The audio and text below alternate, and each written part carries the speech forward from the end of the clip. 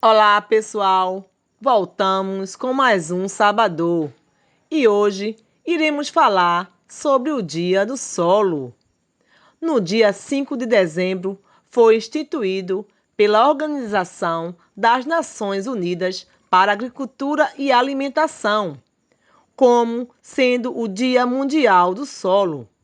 Nesse dia, normalmente são realizadas sessões de comemoração e discussão abordando temas atuais sobre o solo. Mas o que é o solo?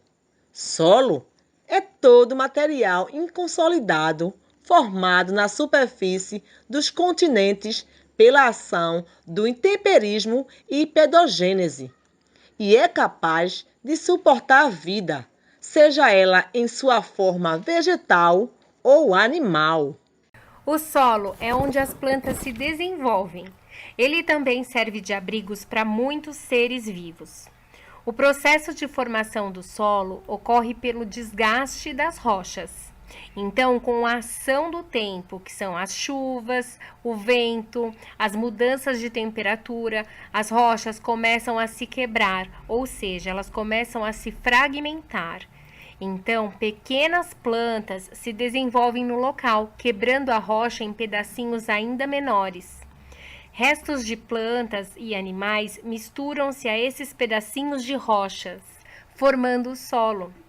O solo é formado por água, ar, uma parte orgânica, que são os restos de animais em decomposição e de plantas, e uma parte mineral, que são os fragmentos das rochas.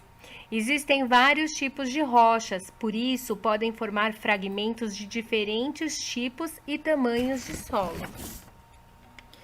De acordo com a sua composição, o solo pode ser classificado como arenoso, ele tem areia como principal componente, é um solo seco, pois a areia é formada por fragmentos de rochas grandes, o que possibilita que a água passe com facilidade entre eles.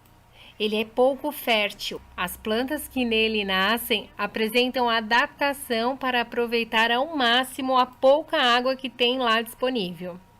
O solo também pode ser o argiloso. Ele apresenta como principal componente a argila. É um solo úmido, formado por fragmentos de rochas muito pequenininhos.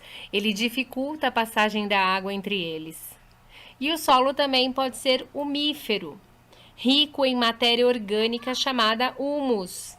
Ele apresenta areia e argila em quantidade equilibrada. Além disso, ele retém a quantidade ideal de água para o desenvolvimento das plantas. É um solo bastante fértil e é muito utilizado para o plantio. Até agora nós aprendemos como o solo é formado e suas principais características. Agora vamos conhecer o uso do solo. Do solo, nós retiramos quase tudo o que nos sustenta. Ele fornece nutrientes para as plantas que fazem parte da nossa alimentação. Para evitar o empobrecimento do solo e garantir boas condições para o plantio, são necessários alguns cuidados, como a adubação, que é acrescentar nutrientes ao solo, como por exemplo o adubo, que pode ser esterco ou resto de vegetais, ou pode ser também um adubo artificial. Outro cuidado é a aração, feito com enxadas ou arados. Esse processo consiste em mexer o solo para facilitar a retenção da água. Temos a irrigação, que é uma técnica para manter a quantidade ideal de água no solo para desenvolver as plantas. Temos também a drenagem, que é uma técnica usada no solo quando ele está muito úmido, ele controla aquele excesso de água. E a rotação de culturas, que é uma técnica de intercalar diferentes plantações. Por exemplo, um ano eu planto milho, outro ano eu planto soja naquele mesmo solo. Além de fornecer água e suporte para o desenvolvimento das plantas, o solo serve de abrigo para muitos seres vivos. Alguns animais, como o tatu, constrói suas tocas cavando buraco no solo. Outros, como a minhoca, eles vivem enterrados no solo. Os cupins e as formigas constroem galerias no interior do solo. E as bactérias e os fungos realizam a decomposição da matéria orgânica, devolvendo os nutrientes ao solo, que são utilizados pelas plantas para elas crescerem.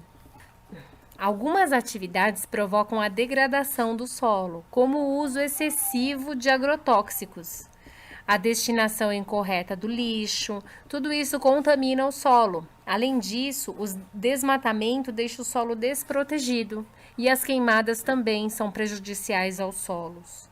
E nas cidades, os solos estão hipermeabilizados pelo concreto, o que impede a infiltração da água nele. Assim, quando chove, as águas é levada aos córregos e rios, faz com que eles transbordem, ocasionando muitas enchentes. Então, para preservar o solo, devemos manter sua cobertura vegetal, separar e destinar corretamente o lixo e dar preferência ao consumo de alimentos sem agrotóxicos. A conservação do solo é essencial para a vida dos seres vivos. Agora, pessoal, chegou a hora do nosso desafio. Vamos lá! Nosso primeiro desafio. Vocês irão pesquisar quais são os tipos de solo que existem. Nosso segundo desafio. Na sua casa tem plantas? Tem árvores? E aí, como é que você manuseia o solo? Como você toca o solo? Faz um vídeo aí e posta lá no grupo. A gente quer ver, viu?